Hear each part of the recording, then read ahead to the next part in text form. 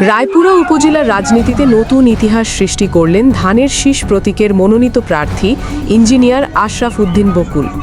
তার নেতৃত্বে পলাশতলী ইউনিয়নে ৩১ দফা কর্মসূচি সংগঠনের শত শত নেতাকর্মী উপস্থিত ছিলেন। সমাবেশস্থল জনসমুদ্রের রূপ নেয়।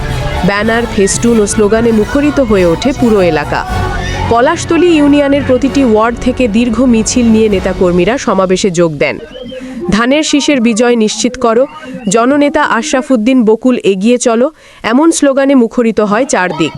সভায় বক্তারা বলেন, ইঞ্জিনিয়ার আশরাফ উদ্দিন বকুল শুধু একজন প্রার্থী নন, তিনি রায়পুরার জনগণের আশা ভরসার প্রতীক।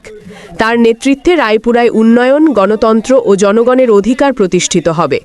ইঞ্জিনিয়ার আশরাফ উদ্দিন বকুল তার বক্তব্যে বলেন, আমি রায়পুরার মাটি ও মানুষের সন্তান। এই জনগণের ভালোবাসা আমার শক্তি। আমি কথা দিচ্ছি, ৩১ দফা কর্মসূচি শুধু কাগজে নয়, বাস্তবে রূপ দেব ইনশাল্লাহ। তিনি আরও বলেন, রায়পুরার উন্নয়ন, শিক্ষার প্রসার, বেকারত্ব নিরসন, কৃষকের ন্যায্য মূল্য ও তরুণ প্রজন্মের কর্মসংস্থান এসব বিষয়ে আমাদের ৩১ দফার মূল প্রতিশ্রুতি। সমাবেশে উপজেলা, পৌর ও ইউনিয়ন পর্যায়ের বিপুল সংখ্যক নেতাকর্মী উপস্থিত ছিলেন। কেউ কেউ মিছিলের মাধ্যমে, আবার কেউ মোটরসাইকেল ও ট্রাকে করে সমাবেশস্থলে আসেন। পুরো পলাশতলী এলাকা উৎসব মুখর হয়ে ওঠে।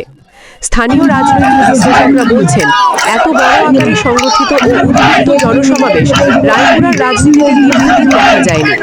এই সমাবেশ প্রমাণ করেছে ইঞ্জিনিয়ার বকুলের প্রতি জনগণের আস্থা কতটা গভীর।